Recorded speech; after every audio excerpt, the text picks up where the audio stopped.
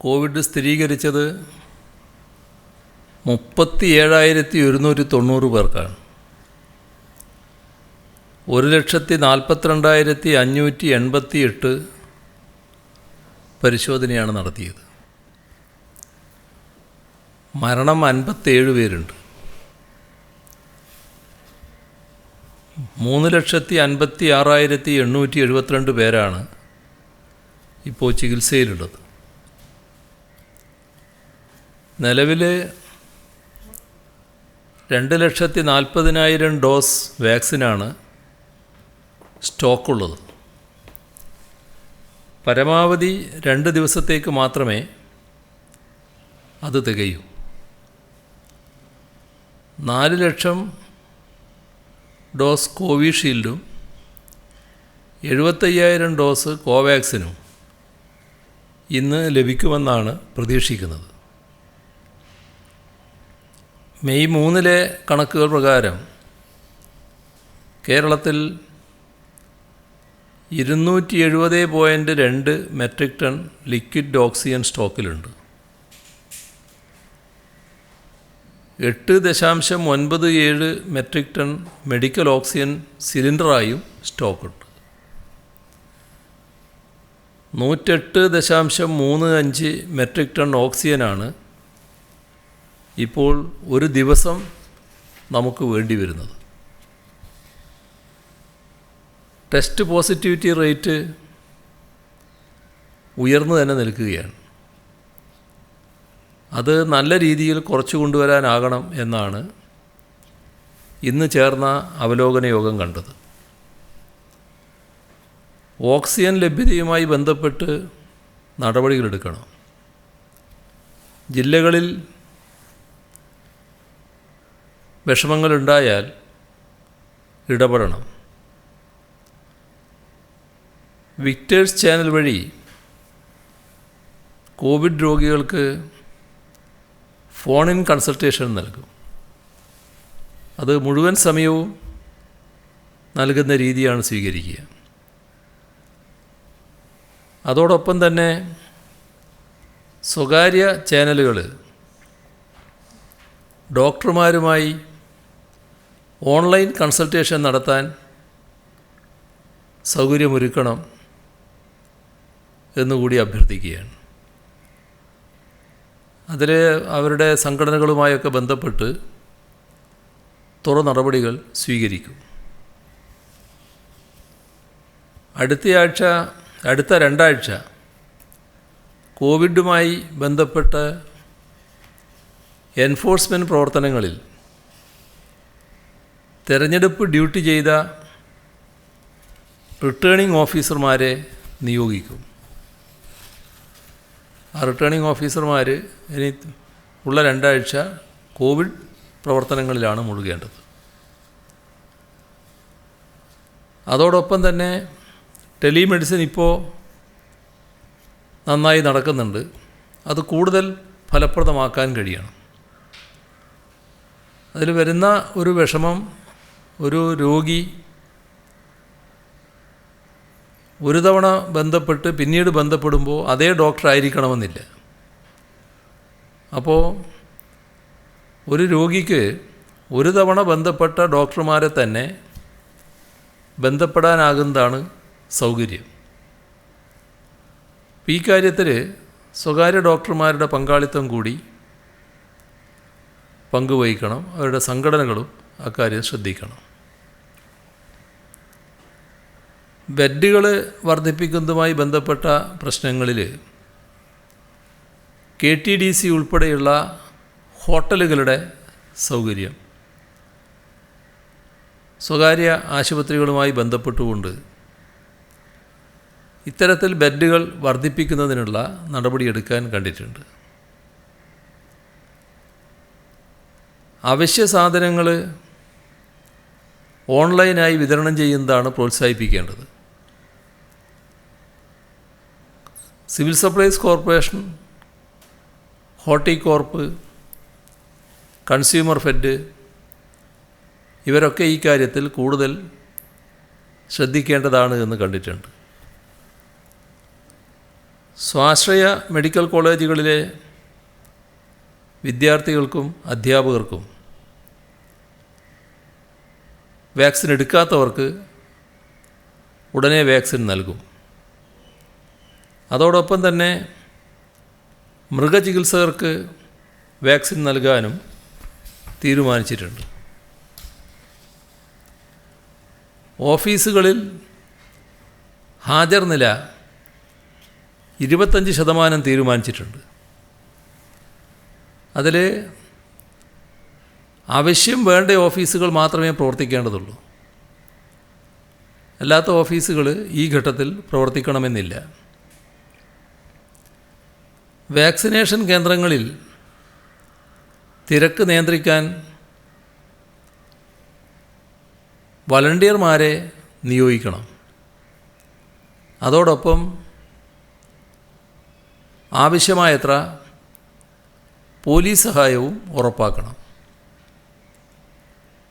ഇന്നത്തെ അവലോകന യോഗം അത്തരമൊരു നിലപാടെടുത്തിട്ടുണ്ട്. തെരഞ്ഞെടുപ്പ് ഫലങ്ങൾ വന്ന ദിവസം പൗരബോധം ഉയർത്തിപ്പിടിച്ചുകൊണ്ട് സംയമനത്തോടെ പെരുമാറിയ കേരള ജനതയെ എത്ര അഭിനന്ദിച്ചാലും മതിവരില്ല. നമ്മൾ കടന്നുപോയിക്കൊണ്ടിരിക്കുന്ന സാഹചര്യത്തിൻ്റെ ഗൗരവം ഉൾക്കൊണ്ടുകൊണ്ട് ഉത്തരവാദിത്വത്തോടെ പ്രവർത്തിക്കാൻ നമ്മുടെ സമൂഹത്തിനാകെ കഴിഞ്ഞു. തീർച്ചയായും അഭിമാനാർഹമായ കാര്യമാണത്. ടെസ്റ്റ് പോസിറ്റിവിറ്റി റേറ്റിലുണ്ടാകുന്ന വർധനവ് കാണിക്കുന്നത് കേരളത്തിൽ രോഗം ഉച്ചസ്ഥായിയിലെത്താൻ ഇനിയും സമയമെടുക്കുമെന്നാണ്. രോഗവ്യാപനം ഇനിയും കൂടുമെന്ന് അതിൽ നിന്നും മനസ്സിലാക്കാം. ലാൻസെറ്റ് ഗ്ലോബൽ ഹെൽത്ത് എന്ന ജേർണലിൽ പ്രസിദ്ധീകരിക്കപ്പെട്ട ഒരു പഠനം വ്യക്തമാക്കുന്നത് ഒന്നാമത്തെ തരംഗത്തിൽ നിന്നും വ്യത്യസ്തമായി നഗരങ്ങളിൽ ഒതുങ്ങി നിൽക്കാതെ ഗ്രാമീണ മേഖലകളിലേക്ക് കൂടി ഇന്ത്യയിലെ കോവിഡിൻ്റെ രണ്ടാം തരംഗം വ്യാപിച്ചു എന്നാണ്. ഇന്ത്യയിൽ ഇത്തവണ മരണങ്ങൾ വർദ്ധിക്കാൻ ഇത് കാരണമായതായി വിലയിരുത്തപ്പെടുന്നു. ഇന്ത്യയിലെ ഗ്രാമീണ മേഖലകളിൽ ആരോഗ്യ സംവിധാനങ്ങളുടെ ദൗർലഭ്യം ഈ സ്ഥിതിവിശേഷത്തെ കൂടുതൽ ഗുരുതരമാക്കിയിരിക്കുന്നു. പഞ്ചാബിൽ 80% കൂടുതൽ ആളുകൾ ലക്ഷണങ്ങൾ വളരെ കൂടിയ ഘട്ടത്തിലാണ്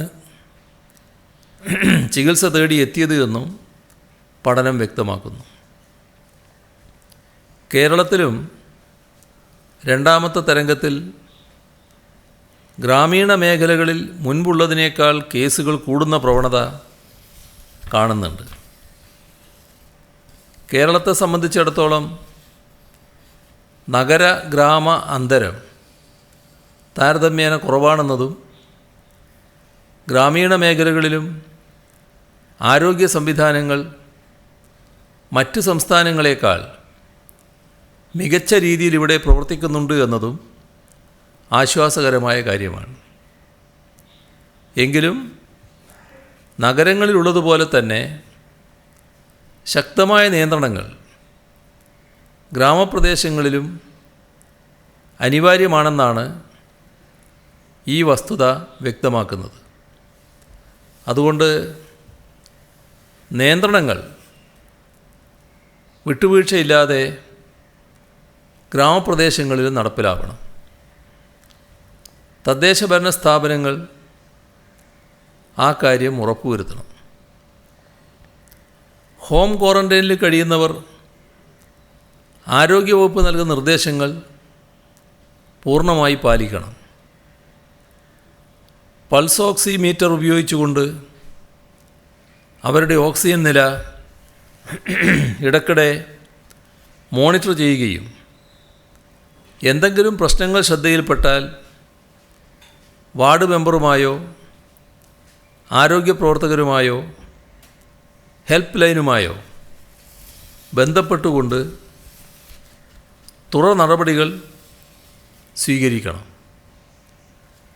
ആർക്കെങ്കിലും ചികിത്സ ലഭിക്കാതെ പോകുന്ന സാഹചര്യം ഉണ്ടാകാതെ നോക്കണം. തിരുവനന്തപുരം മെഡിക്കൽ കോളേജ് നടത്തിയൊരു പഠനം കണ്ടെത്തിയത് 50% ആളുകളിലേക്ക് രോഗം പകർന്നത് വീടുകളിൽ വെച്ചാണ് എന്നാണ്. ഗൗരവത്തോടെ പരിഗണിക്കേണ്ട ഒരു പ്രശ്നമാണിത്. എല്ലാവരും അവരവരുടെ കുടുംബത്തിനു ചുറ്റും ഒരു സുരക്ഷാ വലയമൊരുക്കാൻ ആത്മാർത്ഥമായി ശ്രമിക്കണം. വീട്ടിൽ നിന്ന് പുറത്തിറങ്ങുന്നവർ കർശനമായ ജാഗ്രത പുലർത്തണം. വീട്ടിലെ വയോജനങ്ങളും കുട്ടികളും ഇടപഴകുമ്പോൾ നന്നായി ശ്രദ്ധിക്കണം. കഴിയാവുന്നത്ര വീട്ടിൽ നിന്ന് പുറത്തിറങ്ങാതിരിക്കുക എന്നതാണ് ഈ ഘട്ടത്തിലെടുക്കാവുന്ന ഏറ്റവും പ്രധാന മുൻകരുതൽ. വീട്ടിൽ നിന്ന് പുറത്തിറങ്ങുന്നത് പരമാവധി ഒഴിവാക്കിയതിൻ്റെ ഫലമായി രോഗവ്യാപനത്തിൻ്റെ തോത് 60% കുറക്കാനായി എന്നാണ് ജപ്പാനിൽ നടന്ന പഠനങ്ങൾ വ്യക്തമാക്കുന്നത്.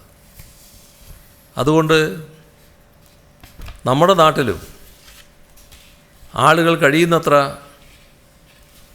വീട്ടിൽ തന്നെ ഇരിക്കുന്നതാണ് ഈ സന്ദർഭത്തിൽ അനിവാര്യമായ കാര്യം.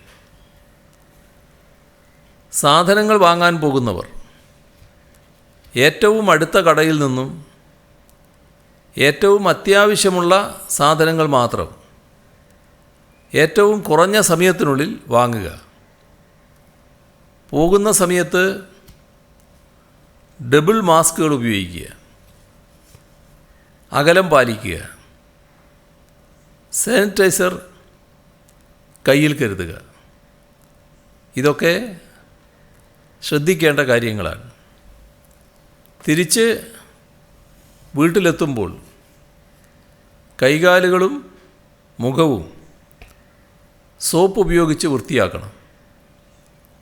കുളിക്കാൻ സാധിക്കുമെങ്കിൽ അതാണ് ഏറ്റവും നല്ലത്. വസ്ത്രങ്ങൾ മാറുകയും വേണം.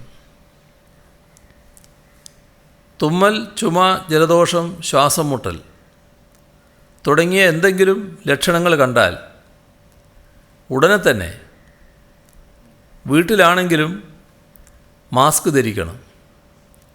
വീട്ടിലെ മറ്റംഗങ്ങളും മാസ്ക് ധരിക്കണം. ഉടനടി ടെസ്റ്റിന് വിധേയമാവുകയും കോവിഡ് രോഗബാധയുണ്ടോ എന്ന് ഉറപ്പുവരുത്തുകയും ചെയ്യണം. മറ്റു വീടുകൾ സന്ദർശിക്കുന്നത് പരമാവധി ഒഴിവാക്കേണ്ട ഘട്ടമാണിത്. അത്യാവശ്യ കാര്യങ്ങൾക്ക് മറ്റു വീടുകളിൽ പോകേണ്ടതുണ്ടെങ്കിൽ മാസ്കുകൾ ധരിച്ചും കൈകൾ സാനിറ്റൈസ് ചെയ്തുമായിരിക്കണം അകത്തേക്ക് കയറേണ്ടത്.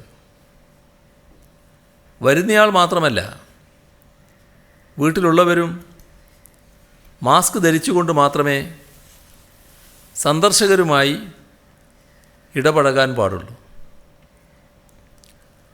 കോവിഡ് വന്നേക്കാമെന്ന് ഭയപ്പെട്ട് വീട്ടിലെ ജനലുകൾ പലരും അടച്ചിടാറുണ്ട്. അത് തെറ്റായ രീതിയാണ്.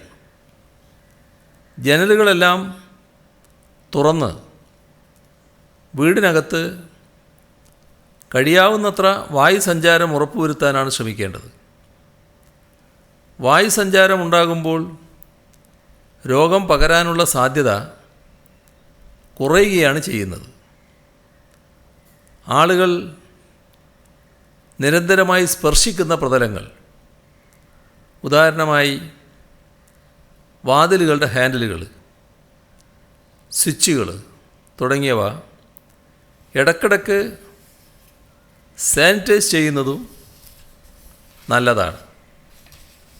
ഇത്തരത്തിൽ വീട്ടിൽ മാസ്കുകൾ ധരിക്കേണ്ട സാഹചര്യത്തിൽ അവ ധരിച്ചു. പുറത്തിറങ്ങുന്നത് പരമാവധി കുറച്ചും. പുറത്തിറങ്ങുന്നവർ ശരീരം ശുചിയാക്കിയും വയോജനങ്ങൾക്ക് പ്രത്യേക ശ്രദ്ധ നൽകിയും ഗൃഹസന്ദർശനങ്ങൾ ഉപേക്ഷിച്ചു വീടിനകത്തെ വായുസഞ്ചാരം ഉറപ്പാക്കിയും വീടിനകത്തെ ശുചിത്വം പാലിച്ചും കോവിഡ് രോഗബാധ ഏൽക്കാത്ത ഇടങ്ങളായി നമ്മുടെ വീടുകളെ മാറ്റാൻ ഓരോരുത്തരും മുൻകൈ എടുക്കണം. ആരോഗ്യ സംവിധാനത്തിൻ്റെ സർജ് കപ്പാസിറ്റി ഉയർത്താനുള്ള പരമാവധി ശ്രമം സർക്കാരിൻ്റെ ഭാഗത്തു നിന്നുണ്ടാകുന്നുണ്ട്. എങ്കിലും അതൊന്നും മതിയാകാത്ത ഒരു സാഹചര്യം ഈ രീതിയിൽ രോഗവ്യാപനം വളരുകയാണെങ്കിൽ സംജാതമാകുമെന്നത് നാം മുൻകൂട്ടി കാണേണ്ടതാണ്. ഇപ്പോൾ തന്നെ ആരോഗ്യ പ്രവർത്തകരെല്ലാം പ്രവർത്തിക്കുന്നത് വലിയ സമ്മർദ്ദത്തിന് കീഴ്പ്പെട്ടുകൊണ്ടാണ്. അതിനിയും വർദ്ധിക്കാതെ നോക്കുക എന്നത് അതിപ്രധാനമാണ്. കഴിഞ്ഞ ഘട്ടത്തിൽ രോഗബാധ ഗുരുതരമായ വ്യക്തിയെ പാരിപ്പള്ളി മെഡിക്കൽ കോളേജിൽ 70 ദിവസങ്ങളിലധികം നീണ്ട ചികിത്സയും പരിചരണവും നൽകി രോഗമുക്തമാക്കിയത് എല്ലാവർക്കും ഓർമ്മയുണ്ടാകും. അത്തരത്തിൽ നിരവധി ആളുകളെ മരണത്തിൽ നിന്ന് രക്ഷിക്കാൻ സാധിച്ചിരുന്നു. രോഗവ്യാപനം വല്ലാതെ ഉയരുകയാണെങ്കിൽ ഇത്തരത്തിലുള്ള പരിചരണം നൽകാൻ സാധിക്കാത്ത സ്ഥിതിവിശേഷമുണ്ടാകും. അതുകൊണ്ട് അത്തരമൊരവസ്ഥ ഉണ്ടാകാതെ നോക്കേണ്ട ഉത്തരവാദിത്വം സമൂഹമെന്ന നിലയിൽ നമ്മൾ ഏറ്റെടുത്തേ മതിയാകും. കേന്ദ്ര സർക്കാരിൽ നിന്നും നമുക്ക് ലഭിച്ചത് 73,38,860 ഡോസ് വാക്സിനാണ്. എന്നാൽ നമ്മൾ നല്ല രീതിയിൽ ആ വാക്സിൻ മുഴുവനായിട്ട് ഉപയോഗിക്കുകയാണ് ചെയ്തത്. ഓരോ വാക്സിൻ വയലിനകത്തും 10 ഡോസ് കൂടാതെ വേസ്റ്റേജ് ഫാക്ടർ എന്ന നിലക്ക് 1 ഡോസ് അധികമുണ്ടായിരിക്കും. വളരെ സൂക്ഷ്മതയോടെ ഒരു തുള്ളി പോലും പാഴാക്കാതെ ഉപയോഗിച്ചതിനാൽ ഈ അധിക ഡോസ് കൂടെ നമുക്ക് നൽകാൻ സാധിച്ചു. അതുകൊണ്ടാണ് 73,38,860 ഡോസ് നമുക്ക് ലഭിച്ചപ്പോൾ 74,26,164 ഡോസ് നാം ഉപയോഗിച്ചത്. 3,15,580 ഡോസ് വാക്സിൻ കൂടെ നമ്മുടെ പക്കൽ ഇനിയും ബാക്കിയുണ്ട്. കേന്ദ്ര സർക്കാർ തന്നതിൽ കൂടുതൽ നമ്മൾ ഇതിനോടകം നൽകിക്കഴിഞ്ഞുവെന്നാണ് ഈ കണക്കുകൾ വ്യക്തമാക്കുന്നത്. ഇത്തരത്തിൽ അതീവ ശ്രദ്ധയോടെ വാക്സിൻ വിതരണം ചെയ്യാൻ സാധിച്ചത് ആരോഗ്യ പ്രവർത്തകരുടെ, പ്രത്യേകിച്ച് നഴ്സുമാരുടെ മിടുക്കുകൊണ്ടാണ്. ആരോഗ്യ പ്രവർത്തകരെ ഇക്കാര്യത്തിൽ ഹാർദമായി അഭിനന്ദിക്കുന്നു. അഭിമാനാർഹമായ വിധത്തിലാണ് ഈ പ്രതിസന്ധി ഘട്ടത്തിൽ ആരോഗ്യ പ്രവർത്തകർ പ്രവർത്തിച്ചത്. വാക്സിനുകൾ ലഭിക്കുന്നില്ല എന്നതാണ് നിലവിൽ നേരിടുന്ന പ്രശ്നം. ഒന്നുകിൽ 45 വയസ്സിന് മുകളിലുള്ളവർക്ക് സൗജന്യമായി വാക്സിൻ നൽകാൻ കേന്ദ്ര സർക്കാർ തയ്യാറാകണം. അല്ലെങ്കിൽ സംസ്ഥാനങ്ങൾക്ക് വാങ്ങാൻ സാധിക്കുന്ന തരത്തിൽ രാജ്യത്തെ വാക്സിൻ സപ്ലൈ ഉറപ്പുവരുത്തുകയെങ്കിലും വേണം. ഈ വിഷയത്തിൽ സംസ്ഥാനങ്ങൾക്ക് നീതി ഉറപ്പാക്കണമെന്നും വാക്സിൻ ദൗർലഭ്യം പരിഹരിക്കണമെന്നും ആവശ്യപ്പെട്ട് നിരവധി തവണ കേന്ദ്ര സർക്കാരിനെ ഇതിനോടകം ബന്ധപ്പെട്ട് കഴിഞ്ഞതാണ്. രോഗം ഇത്തരത്തിൽ വ്യാപിക്കുന്ന സമയത്ത് പരമാവധി ആളുകളെ വാക്സിനേറ്റ് ചെയ്യുക എന്നത് അനിവാര്യമാണ്. എല്ലാ വാക്സിനും നൽകേണ്ട ഉത്തരവാദിത്വം കേന്ദ്രത്തിനാണ് എന്നത് ഇപ്പോഴും ആവർത്തിച്ച് തന്നെ വ്യക്തമാക്കുകയാണ്. ആ ഉത്തരവാദിത്വത്തിൽ നിന്ന് ഒഴിഞ്ഞു മാറുന്നത് ഒരു തരത്തിലും ശരിയായിട്ടുള്ള നടപടിയല്ല. 18 വയസ്സ് മുതൽ വാക്സിൻ നൽകുമെന്ന് പ്രഖ്യാപിച്ചത് പ്രാവർത്തികമാക്കാനുള്ള നടപടിയാണ് കേന്ദ്ര ഗവൺമെൻറ് സ്വീകരിക്കേണ്ടത്. മുൻപ് നടന്ന പത്രസമ്മേളനത്തിൽ കാരുണ്യ ആരോഗ്യ സുരക്ഷാ പദ്ധതിയുടെ ഭാഗമാകാൻ കൂടുതൽ സ്വകാര്യ ആശുപത്രികൾ തയ്യാറാകണമെന്ന് അഭ്യർത്ഥിച്ചിരുന്നു. ആ അഭ്യർത്ഥന മാനിച്ചുകൊണ്ട് പുതുതായി 11 സ്വകാര്യ ആശുപത്രികൾ കൂടെ ഈ പദ്ധതിയുടെ ഭാഗമായിരിക്കുകയാണ്. അവരെ ഹാർദമായി അഭിനന്ദിക്കുന്നു. കൂടുതൽ ആശുപത്രികൾ ഈ പാത പിന്തുടരണം. കൂടുതൽ ആളുകൾക്ക് സൗജന്യ ചികിത്സ നൽകാൻ അത് സഹായകമാകും. സംസ്ഥാനത്തെ കോവിഡിനെതിരായ പോരാട്ടം ജനങ്ങൾ ഏറ്റെടുത്തിട്ടുണ്ട്. സർക്കാർ സംവിധാനങ്ങളും ഫലപ്രദമായി ഇടപെടുകയാണ്. തിരുവനന്തപുരം ജില്ലയിൽ ഓക്സിജൻ ലഭ്യത ഉറപ്പാക്കാൻ മെഡിക്കൽ ഓക്സിജൻ സംഭരണം ആരംഭിച്ചിട്ടുണ്ട്. ഓക്സിജൻ സിലിണ്ടറുകൾ സംഭരിച്ച് സൂക്ഷിക്കാൻ വിമൻസ് കോളേജ് ഓഡിറ്റോറിയത്തിൽ ജില്ലാ സിലിണ്ടർ സ്റ്റോക്ക് റൂം സജ്ജമാക്കി. ആരോഗ്യ കേന്ദ്രങ്ങളിലും CFLTC അടക്കമുള്ള ചികിത്സാ കേന്ദ്രങ്ങളിലും ഓക്സിജൻ സുഗമമായി ലഭിക്കുന്നുണ്ടെന്ന് നിരീക്ഷിക്കാൻ ഉദ്യോഗസ്ഥതല കമ്മിറ്റി രൂപീകരിച്ചിട്ടുണ്ട്. സ്വകാര്യ ആശുപത്രികളിൽ 50% കിടക്കകൾ കോവിഡ് രോഗികൾക്കായി മാറ്റിവെക്കണമെന്ന് നേരത്തെ നിർദ്ദേശം നൽകിയിരുന്നു. ഇപ്പോഴും 50% കിടക്കകൾ സജ്ജമാക്കാത്തവർക്ക് കാരണം കാണിക്കൽ നോട്ടീസ് നൽകിയിട്ടുണ്ട്.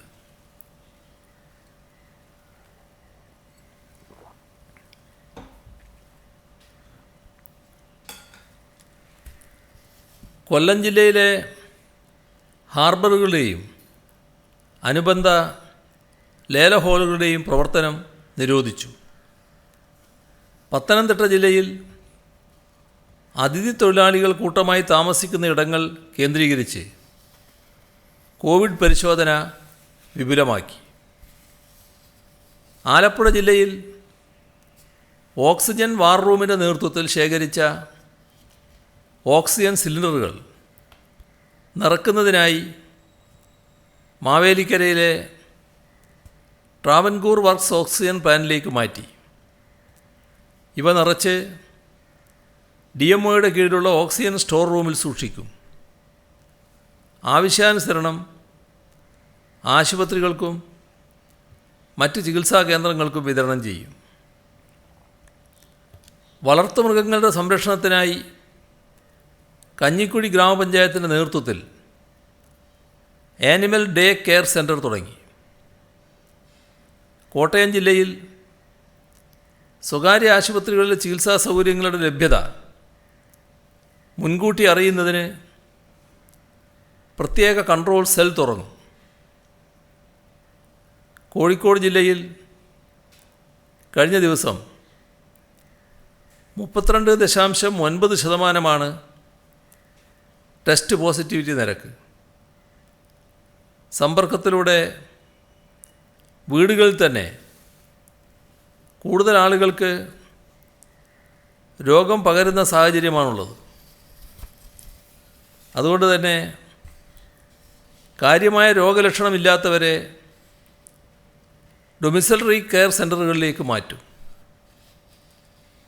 കണ്ണൂർ ജില്ലയിൽ ചികിത്സാ സൗകര്യം ശക്തിപ്പെടുന്നതിൻ്റെ ഭാഗമായി സർക്കാർ ആശുപത്രികൾക്ക് പുറമെ എല്ലാ സ്വകാര്യ സഹകരണ ESI ആശുപത്രികളിലെയും പകുതി കിടക്കകൾ കോവിഡ് ചികിത്സക്ക് മാത്രമായി മാറ്റിവെക്കാൻ ഉത്തരവിട്ടിട്ടുണ്ട്. ഗുരുതര രോഗലക്ഷണങ്ങൾ പ്രകടിപ്പിക്കുന്ന കാറ്റഗറി BC വിഭാഗങ്ങളിൽപ്പെട്ട കോവിഡ് രോഗികളെയാണ് ഇവിടെ പ്രവേശിപ്പിക്കുക. ചികിത്സയ്ക്ക് ആവശ്യമായ കിടക്കകൾ, D ടൈപ്പ് ഓക്സിജൻ സിലിണ്ടറുകൾ, ജീവൻ രക്ഷാ മരുന്നുകൾ തുടങ്ങിയവ ഉറപ്പുവരുത്തുന്നതിനായി സ്വകാര്യ ആശുപത്രികൾ ഉൾപ്പെടെ ജില്ലയിലെ എല്ലാ പ്രധാന ആശുപത്രികളിലും ഓരോ ഇൻസിഡൻറ്റ് കമാൻഡറെ നിയമിച്ചിട്ടുണ്ട്. ഓരോ ആശുപത്രിയിലും ഓക്സിജൻ ഹെൽപ്പ് ഡെസ്ക് സ്ഥാപിക്കാനും നിർദ്ദേശമുണ്ട്. വൻകിട നിർമ്മാണ പ്രവർത്തനങ്ങൾ നടക്കുന്ന സ്ഥലങ്ങളിൽ ജോലിക്കാർക്ക് സമീപ പ്രദേശത്ത് തന്നെ താമസ സൗകര്യം ഒരുക്കേണ്ട ചുമതല ഉടമസ്ഥർക്കുണ്ട്. ഇത്തരം സ്ഥലങ്ങളിൽ ജോലി ചെയ്യുന്നവരുടെ യാത്ര ഒഴിവാക്കാനാണ് ഇത്.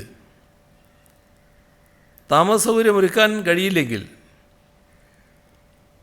ജോലിക്കാർക്ക് യാത്ര ചെയ്യാനായി വാഹന സൗകര്യം ഏർപ്പെടുത്തണം. കൂലിപ്പണിക്കാർ, വീട്ടുജോലിക്കാർ മുതലായവരുടെ യാത്ര ചില സ്ഥലങ്ങളിൽ പോലീസ് തടസ്സപ്പെടുന്നതായി ശ്രദ്ധയിൽപ്പെട്ടിട്ടുണ്ട്. ഇത്തരം ജോലിക്കാരുടെ യാത്രാ ബുദ്ധിമുട്ട് പരിഹരിക്കുന്നതിന് പോലീസിന് നിർദ്ദേശം നൽകി. ഈ ഘട്ടത്തിൽ വ്യായാമമുറകൾ, നടത്തം, ഓട്ടം, വിവിധതരം കായിക വിനോദങ്ങൾ ഇങ്ങനെയെല്ലാമുള്ള വ്യായാമമുറകൾക്കായി പൊതുസ്ഥലങ്ങൾ ഉപയോഗിക്കുന്നത് കർശനമായി ഒഴിവാക്കണം. ഇത്തരം വ്യായാമമുറകൾക്ക് വീടും വീട്ടുപരിസരവും ഉപയോഗിക്കുകയാണ് വേണ്ടത്. പൊതുസ്ഥലങ്ങളിൽ പോകുന്നവർ 2 മാസ്ക് ധരിക്കണമെന്ന് നേരത്തെ തന്നെ നിർദ്ദേശിച്ചിട്ടുണ്ട്. എന്നാൽ പലരും ഈ നിർദ്ദേശം പാലിക്കുന്നതായി കാണുന്നില്ല. സ്വന്തം ആരോഗ്യം സംരക്ഷിക്കുന്നതിനും മറ്റുള്ളവരിലേക്ക് രോഗം പടരുന്നത് തടയുന്നതിനുമാണ് ഇത്തരം നിർദ്ദേശങ്ങൾ നൽകുന്നത്.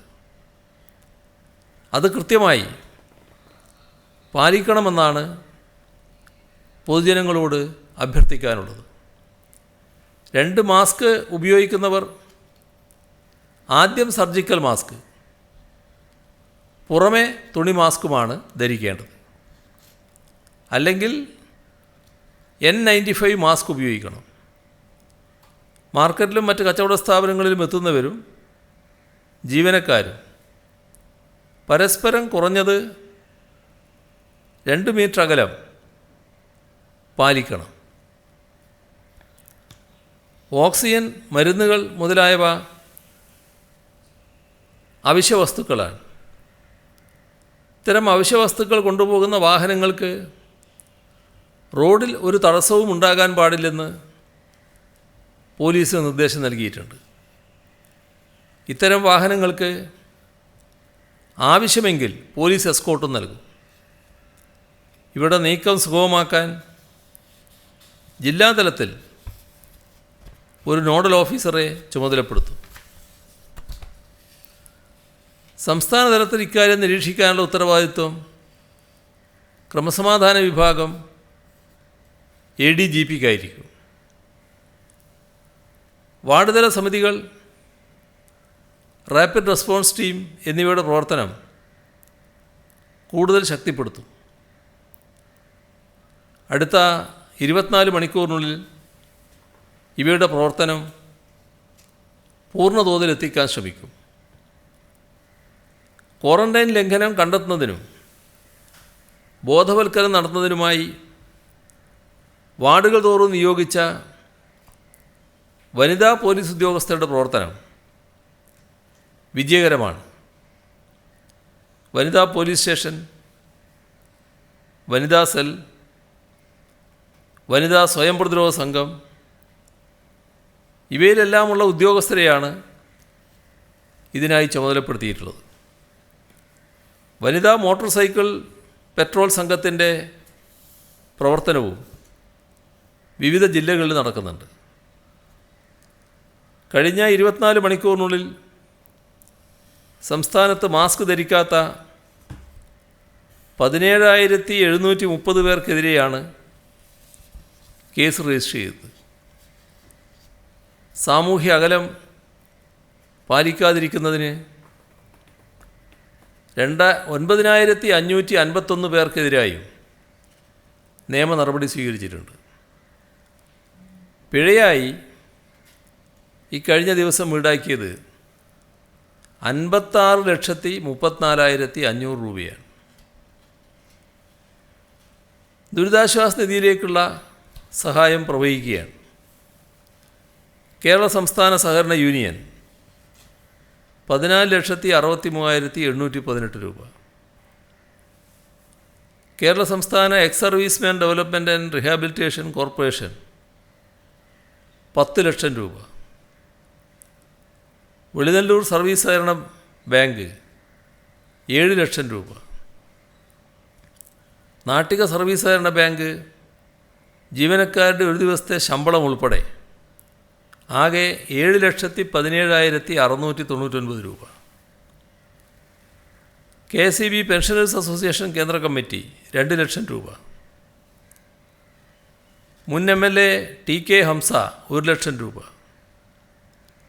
Kerala advocate general department staff സഹകരണ സംഘം 10 ലക്ഷം രൂപ. കുവൈറ്റിലെ Bubiyan industry for gas company MD CB Paul 2 ലക്ഷം രൂപ. മന്ത്രി K രാജു 62,000 രൂപ. കൊടിയത്തൂരിലെ 3ാം ക്ലാസ് വിദ്യാർത്ഥിനി മേഹക് യൂട്യൂബ് ചാനലിൽ നിന്നുള്ള വരുമാനത്തിൽ നിന്നും 5,000 രൂപ. മുഖ്യമന്ത്രിയുടെ principal secretary coordination Shri VS Senthil 1.5 ലക്ഷം രൂപ. പെരിന്തൽമണ്ണയിലെ സർവീസ് പെൻഷനർ M ശങ്കരൻകുട്ടി 1,04,000 രൂപ. എറണാകുളം അധ്യാപക സമന്വയ വേദി 25,000 രൂപ. തൃശ്ശൂർ വെള്ളാങ്ങല്ലൂർ പഞ്ചായത്തിലെ കോണത്തുകുന്ന് പ്രദേശത്തെ പ്രവാസികൾ ചേർന്ന് 1,05,000 രൂപ. കടക്കൽ ഗ്രാമപഞ്ചായത്തിലെ കുടുംബശ്രീ അംഗങ്ങൾ 2 ലക്ഷം രൂപ. കൊല്ലം സബ് രജിസ്ട്രാർ ഓഫീസിലെ പാർട്ട് ടൈം ജീവനക്കാരൻ ഹബീബുള്ള 77,000 രൂപ. അമ്പലപ്പുഴയിലെ ചേതന പാലിയേറ്റീവ് കെയർ സൊസൈറ്റി 1 ലക്ഷം രൂപ. ഇടതുപക്ഷം ഹൃദയപക്ഷം നവമാധ്യമ കൂട്ടായ്മ 75,000 രൂപ. Aryad BEd centre college union Ignis 9,001 രൂപ. R വാസുദേവൻ മാലതി AA കുന്നംകുളം 10,000 രൂപ. PS വനജ ഹൈദരാബാദ് 1,115 രൂപ. 1,116 രൂപ. എലിസബത്ത് ജോസ് പേട്ട തിരുവനന്തപുരം 25,000 രൂപ. കഴിഞ്ഞ വർഷത്തെ ഉജ്ജ്വല ബാല്യം അവാർഡ് ജേതാവ് ആർച്ച AJ 5,000 രൂപ. മാത്യു നോർബർട്ട് ഫെർണാണ്ടസ് കൊല്ലം 25,000 രൂപ. CPIM കറ്റാനൻ ലോക്കൽ സെക്രട്ടറി ആയിരിക്കെ അന്തരിച്ച P ജോണിൻ്റെ ഭാര്യ അന്നമ്മ 5000 രൂപ. SYA പഴമല്ലൂർ യൂണിറ്റ് 20,000 രൂപ. ഇത്രയും വിവരങ്ങളാണ് ഇന്ന് പങ്കുവെക്കാനുള്ളത്.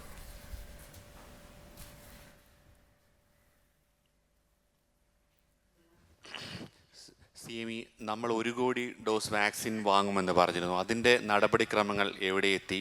ഇപ്പോൾ 18 വയസ്സിന് മുകളിലുള്ളവരുടെ വാക്സിൻ നമ്മൾ ഇതുവരെ കൊടുത്തു തുടങ്ങിയില്ല. അതിൻ്റെ ഒരു ആശങ്ക കൂടി വരുന്നില്ല. അതൊക്കെ എപ്പോൾ ആകും? പരമാവധി പേർക്ക് വാക്സിൻ എടുത്താൽ മാത്രമല്ലേ ഒരു പ്രതിരോധം ശക്തമാക്കാൻ പറ്റൂ? ഇത് ഞാൻ നേരത്തെ വ്യക്തമാക്കിയ കാര്യമാണ്. നമ്മൾ വാക്സിൻ ലഭ്യമാക്കുന്നതിന് വേണ്ടിയുള്ള പരമാവധി ശ്രമമാണ് നടത്തിക്കൊണ്ടിരിക്കുന്നത്. ആ വാക്സിൻ സാധാരണഗതിയിൽ ലഭ്യമാക്കേണ്ടത് കേന്ദ്ര ഗവൺമെൻറ്റാണ്. പക്ഷേ കേന്ദ്ര ഗവൺമെൻറ്റിൻ്റെ പുതിയ നയമനുസരിച്ച് 18 വയസ്സിന് മേലെയുള്ളവർക്ക് സംസ്ഥാന സർക്കാരും സ്വകാര്യ സ്ഥാപനങ്ങളും കൂടി നൽകുക എന്നുള്ളതാണ് എടുത്തിട്ടുള്ള നില. അങ്ങനെ വരുമ്പോൾ നമുക്ക് വേണ്ടി വരുന്ന വാക്സിൻ അത് വാങ്ങുന്നതിനുള്ള നടപടി തന്നെയാണ് ഇപ്പോൾ സംസ്ഥാന സർക്കാർ സ്വീകരിച്ചിട്ടുള്ളത്. സംസ്ഥാന സർക്കാർ തീരുമാനിച്ചതുകൊണ്ട് മാത്രം വാക്സിൻ നമ്മുടെ കയ്യിൽ കിട്ടില്ല. അത് ആ കമ്പനികളിൽ നിന്ന് നമുക്ക് ലഭ്യമാകണം. അതിനുള്ള ശ്രമമാണ് നമ്മൾ നടത്തിക്കൊണ്ടിരിക്കുന്നത്. അത് ലഭ്യമാകുന്ന മുറക്ക് അത് എത്രയും വേഗം ലഭ്യമാകട്ടെ. അത് ലഭ്യമായാൽ ഈ 18 വയസ്സിന് മേലെയുള്ള ആളുകൾക്ക് ഒരു കൃത്യമായ ക്രമീകരണത്തിലൂടെ വാക്സിൻ നൽകാനാണ് ഉദ്ദേശിക്കുന്നത്. ഈ സംസ്ഥാനത്തിൻ്റെ വിഷയങ്ങൾ ഇത്രയും കാര്യം കേന്ദ്രത്തിനെ അറിയിച്ചിട്ടും എന്തുകൊണ്ടാണ് അനുഭാവപൂർവ്വം ഒരു നിലപാട് കേന്ദ്ര സർക്കാരിൽ നിന്നും ഉണ്ടാകാത്തത്? ഈ വാക്സിൻ വിഷയത്തിൽ സംസ്ഥാനവും കേന്ദ്ര സർക്കാരും തമ്മിൽ ഒരു ഏറ്റുമുട്ടലിലേക്ക് പോവുകയാണോ? ഏറ്റുമുട്ടലൊന്നും ഇക്കാര്യത്തിൽ കാണേണ്ടതില്ല. ഇതൊരു മനുഷ്യനെ ബാധിക്കുന്ന പ്രശ്നമല്ലേ. മനുഷ്യരാകെ ഇതിനുമായി ബന്ധപ്പെട്ട് വലിയ ആശങ്കയിൽ നിൽക്കുകയല്ലേ. അന്നേരം സംസ്ഥാനവും കേന്ദ്രവും ഏറ്റുമുട്ടലാണോ വേണ്ടത്? കേന്ദ്രവും സംസ്ഥാനവും എല്ലാം കൂടി സഹകരിച്ച് വാക്സിൻ എല്ലാവർക്കും ലഭ്യമാക്കുക, അതാണല്ലോ ഏറ്റവും പ്രധാനം. പക്ഷേ കേന്ദ്ര ഗവൺമെൻറ് സ്വീകരിച്ച നിലപാട് അത് ശരിയല്ല എന്ന് സംസ്ഥാന സർക്കാർ ആ ശരിയല്ലായ്മയുള്ളതുകൊണ്ട് അറിയിച്ചിട്ടുണ്ട്. അതവർ തിരുത്തുമെന്ന് പ്രതീക്ഷിക്കാം. CME ടെസ്റ്റ് പോസിറ്റിവിറ്റി നിരക്കനുസരിച്ച് ഇനി വരുന്ന ആഴ്ചകളിലും രോഗവ്യാപനം കൂടുതൽ രൂക്ഷമാകാൻ ഇടേണ്ടെന്ന് അങ്ങ് പറഞ്ഞല്ലോ. അപ്പോൾ വിദഗ്ധർ എന്ത് തരത്തിലുള്ള ഒരു പ്രവചനമാണ് നടത്തുന്നത്? വരുന്ന ഏതാനും ആഴ്ചകളിൽ ഇത് പീക്ക് ചെയ്യാനുള്ള സാധ്യതയുണ്ടോ? ഒരു എത്ര ആഴ്ചകൾ കൂടി സംസ്ഥാനം ഇതുപോലെയുള്ള ഒരു ഗുരുതരമായിട്ടുള്ള സാഹചര്യം നേരിടാനുള്ള സാധ്യതയാണുള്ളത്? അതിലിപ്പോൾ നമ്മുടെ സംസ്ഥാനത്തൊരു മെയ് 15 വരെയുള്ളത് അവർ വിദഗ്ധർ ഒരു കണ്ടെത്തി കഴിഞ്ഞിട്ടുണ്ട്. അതുമായി ബന്ധപ്പെട്ടുള്ള നടപടികളാണ് ഇപ്പോൾ സംസ്ഥാനത്ത് സ്വീകരിക്കാൻ ഉദ്ദേശിക്കുന്നത്. അതിനുള്ള എല്ലാ സൗകര്യങ്ങളും ഒരുക്കുക. ഈ വർദ്ധിക്കുന്ന ഘട്ടത്തിൽ വേണ്ടത് ആവശ്യമായത്ര ബെഡ് വേണം, അതും ഓക്സിജൻ ബെഡ് വേണം. അതിനാവശ്യമായത്ര ഓക്സിജൻ നമ്മൾക്ക് കരുതേണ്ടതായിട്ടുണ്ട്. അതിൻ്റെ കൂടെ വെൻറ്റിലേറ്റർ സൗകര്യം നല്ലതുപോലെ ഉണ്ടാവണം. ICU സൗകര്യങ്ങൾ വേണ്ടിവരും. ഇങ്ങനെയുള്ള എല്ലാ കാര്യങ്ങളും അത് ആ പ്രതീക്ഷിക്കുന്ന രീതിയിൽ വർധനവ് വന്നാൽ നമുക്ക് മറ്റ് വിഷമങ്ങളില്ലാതിരിക്കാനുള്ള സൗകര്യങ്ങൾ വർദ്ധിപ്പിക്കാനുള്ള ഒരുക്കങ്ങളാണ് സർക്കാർ നടത്തിക്കൊണ്ടിരിക്കുന്നത്. രണ്ട് കാര്യങ്ങൾ. ഒന്നിപ്പോൾ ഈ വാക്സിൻ ക്ഷാമം ജൂലൈ വരെ തുടരുന്നതാണ് സിറം ഇൻസ്റ്റിറ്റ്യൂട്ടിൻ്റെ CEO പറഞ്ഞിരിക്കുന്നത്. അതേപോലെ തന്നെ മറ്റൊന്ന്, ഇന്ന് ഹൈക്കോടതിയുടെ ഒരു ആവശ്യം ഉന്നയിച്ചിരിക്കുന്നത് സ്വകാര്യ ലാബുകളെ അവശ്യ സർവീസ് നിയമത്തിനകത്ത് ഉൾപ്പെടുത്തിക്കൂടെ എന്ന് ചോദിച്ചിട്ടുണ്ട്. ഇത് രണ്ടിലെന്താ അഭിപ്രായം? അല്ല, സിറം ഇൻസ്റ്റിറ്റ്യൂട്ട് അവരുടെ സ്ഥിതി വെച്ച് പറയുന്ന കാര്യമാണല്ലോ. നമ്മൾ ഇത്തരമൊരു കാര്യത്തിൽ ആദ്യമേ ശ്രദ്ധിക്കേണ്ടതുണ്ടായിരുന്നു. ആവശ്യമായത്ര വാക്സിൻ ലഭ്യമാക്കാനുള്ള നടപടികളായിരുന്നു സ്വീകരിക്കേണ്ടിയിരുന്നത്.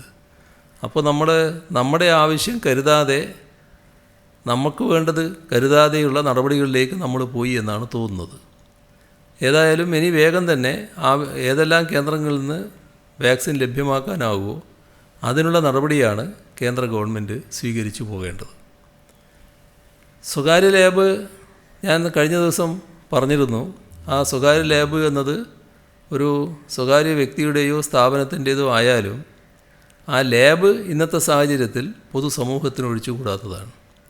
അതുകൊണ്ട് തന്നെ അത് പ്രവർത്തിക്കുന്നത് പൊതുസമൂഹത്തിന് വേണ്ടിയാണ്. അങ്ങനെയുള്ള ഒരു ലാബ് ഏതെങ്കിലും കാരണവശാൽ പ്രവർത്തിക്കാതെയൊക്കെ വരുമ്പോഴാണ് മറ്റ് നടപടികളിലേക്ക് സർക്കാർ കടക്കേണ്ടത്. അത്തരമൊരു നിലപാട്, ഒരു നിഷേധ നിലപാട് ഏതെങ്കിലും സ്വകാര്യ ലാബുകാരുടെ ഭാഗത്തുനിന്നുണ്ടായാൽ, ഇപ്പോൾ മിക്കവാറും എല്ലാവരും പൊതു ആവശ്യങ്ങൾക്ക് അനുസൃതമായാണ് പ്രവർത്തിച്ചുകൊണ്ടിരിക്കുന്നത്. അത് നല്ല സഹകരണമാണ്.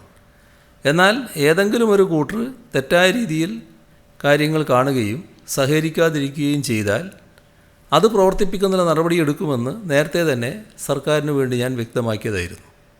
അതുതന്നെയാണ് ഏറെക്കുറെ ഇന്ന് ബഹുമാനപ്പെട്ട ഹൈക്കോടതിയും ചൂണ്ടിക്കാണിച്ചിട്ടുള്ളത് എന്നാണ് ഞാൻ മനസ്സിലാക്കുന്നത്. CM മെയ് 15 വരെ രോഗതീവ്രത ഉണ്ടാകും എന്ന് CM പറഞ്ഞു. നമ്മൾ 9-ാം തീയതി വരെയുള്ള നിയന്ത്രണങ്ങളാണ് ഇപ്പോൾ ഏർപ്പെടുത്തിയിരിക്കുന്നത്.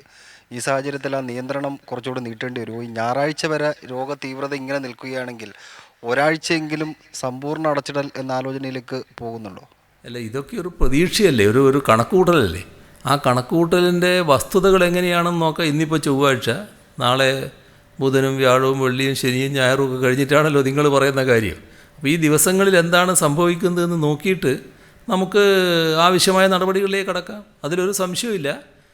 ഇതിനെ നിയന്ത്രിക്കാൻ ആവശ്യമായ നടപടികൾക്ക് തന്നെയാണ് പ്രാമുഖ്യം കൊടുക്കുക. ഈ ശനി ഞായർ ദിവസങ്ങളിൽ നിയന്ത്രണം ഉണ്ടായിരുന്നു. അതിൻ്റെ തുടർച്ച, അതിൽ കുറച്ചും കൂടി കടുത്ത നിയന്ത്രണങ്ങളാണ് ഇന്ന് മുതൽ പറഞ്ഞത്. പക്ഷേ നിരത്തുകളിലൊന്നും ആ ഒരു നിയന്ത്രണം കാണുന്നില്ല. ആളുകൾ സാധാരണ പോലെ തന്നെ പുറത്തേക്ക് ഇറങ്ങുന്നുണ്ട്. സഹകരണം കുറഞ്ഞു വരികയെന്നാണോ, അല്ല ആദ്യ ദിവസമായതുകൊണ്ടാവും? എന്താ CM അങ്ങനെ ഒരു വിലയിരുത്തൽ?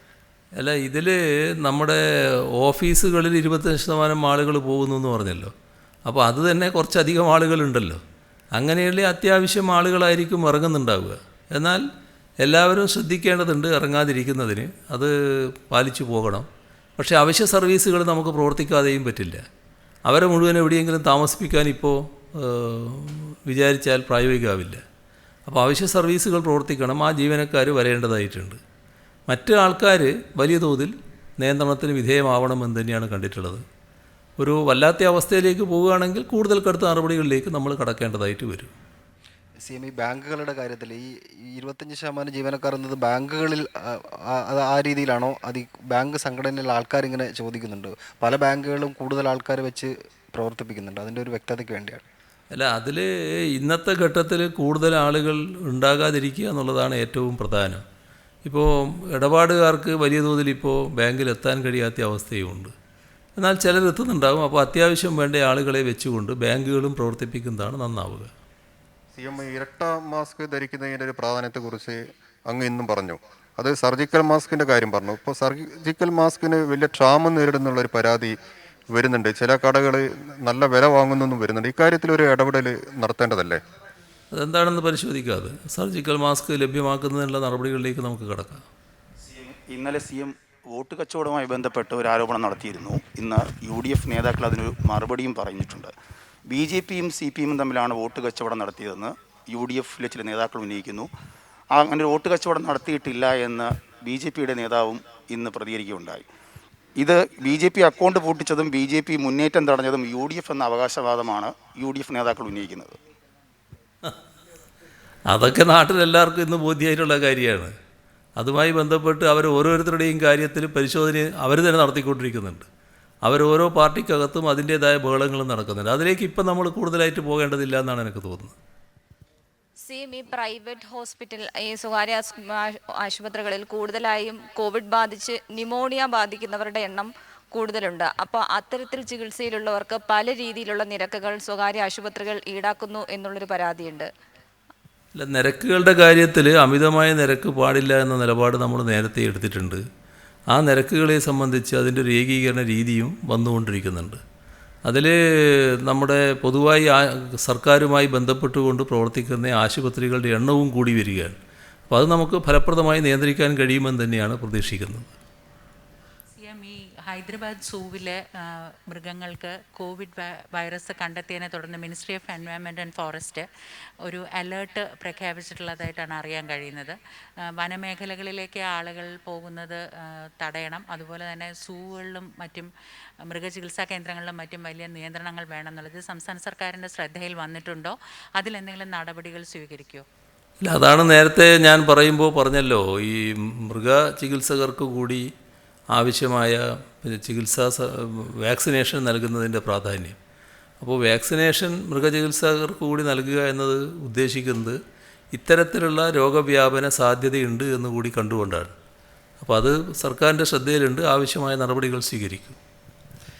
ഈ തോൽവിക്ക് ഒരു കാര്യമാണ്, ഈ തോൽവിക്ക് ശേഷം പ്രതിപക്ഷ നിരയിൽ വലിയ പ്രശ്നങ്ങൾ നടക്കുകയാണ്. കോൺഗ്രസിൽ വലിയ നേതാക്കൾക്കിടയിൽ വലിയ വിമർശനങ്ങൾ ഉയർന്നു വരുന്നുണ്ട്. ഈ തെരഞ്ഞെടുപ്പിന് മുമ്പ് സി എമ്മിനോട് ഒരു ദിവസം ചോദിച്ചപ്പോൾ കുഞ്ഞാലിക്കുട്ടിയെ പോലൊരു നേതാവ് പ്രതിപക്ഷ നിരയിൽ നല്ലതാണ് എന്ന് പറഞ്ഞിരുന്നു. ഈ പ്രതിപക്ഷ നേതാവും പ്രതിപക്ഷത്തിലേക്കും വരുമ്പോൾ ഇപ്പോഴുള്ള പ്രതിപക്ഷം പോലൊരു പ്രതിപക്ഷം മതി എന്ന് കാണുന്നുണ്ടോ സി എം? അല്ല, പ്രതിപക്ഷം ഇതേവരെ സ്വീകരിച്ച നിലപാടിൽ അവർ ആരോഗ്യകരമായൊരു മാറ്റം വരുത്തുന്നത് തന്നെയാണ് നന്നാവുക. നാടിൻ്റെ പ്രശ്നങ്ങൾക്ക് മുൻതൂക്കം കൊടുത്തുകൊണ്ടുള്ള ഒരു സമീപനം പ്രതിപക്ഷം സ്വീകരിക്കുന്നതാണ് നല്ലത്. നാടിൻ്റെ അഭിവൃദ്ധി, ജനങ്ങളുടെ ക്ഷേമം, നാടിൻ്റെ പൊതുവായ വികസനം, ഇത്തരം കാര്യങ്ങളിലൊക്കെ ഊന്നി നിൽക്കുന്നതാണ് നന്നാവുക. മറ്റു കാര്യങ്ങൾ നമുക്ക് പിന്നീട് എടുക്കാം.